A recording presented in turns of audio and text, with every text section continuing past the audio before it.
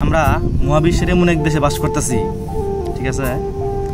মানে দেশটার মানুষগুলো এমন হয়েছে যে যারা পাইতেছে তার ইচ্ছে মতো ছায়া খাইতেছে, ছায়া খাক আজ ওই বলেন যে ওই জোর করে হোক খাইতেছে, ঠিক আছে। কিন্তু যে পাইতেছে না সে কিছুই পাইতেছে না, বিষয়টা এমন দাঁড়াইলো। আমি ট্রেন দিয়ে আসতেছিলাম, এক জায়গা থেকে ট্রেন দিয়ে আসতেছিলাম, আসার পথে দেখলাম এক হিজড়া ট্রেনে উঠছে। হিজড়া ট্রেনে উইটা সে সবার কাছ থেকে মনে করেন যে 10 টাকা 20 টাকা করে প্রতিজনের কাছ থেকে জোর করে নিতেছে। মানে বলতেছে যে না দেশ যে মেয়েদের সামনে মহিলাদের সামনে কাপড় খুলে ফেলাম, এই করে ফেলাম সেই করে ফেলাম, টাকা দিই, জোর করে আসে মানুষের কাছ থেকে টাকা নিচ্ছে, 10 টাকা 20 টাকা নিচ্ছে। অথচ কিছুক্ষণ পরেই দেখলাম ওই বগিতে একজন অন্ধ লোক উঠলো, প্রতিবন্ধী। সে বলতেছে যে ভাইজান আমার কিছু টাকা দেন, আমি 4-5টা ভাত খাবো, ঠিক আছে, 4টা ভাত খাবো, আমার একটু সাহায্য দিতে পারেন, অন্ধ লোক, প্রতিবন্ধী।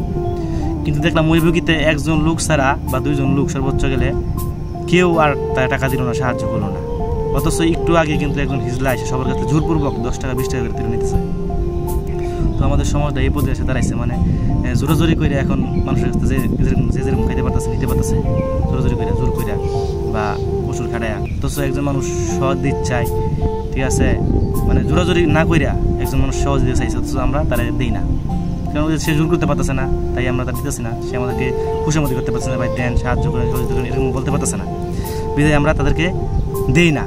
অথচ যারা জোরাজোরি করতে জানে তাদেরকে ঠিকই দিতেছি, প্রচুর খাটায় তারা আমাদের কাছে নিয়ে নিতেছে। দেশটা এই পর্যায়ে এসে দাঁড়াইছি, কি আর বলবো এই দেশের কথা।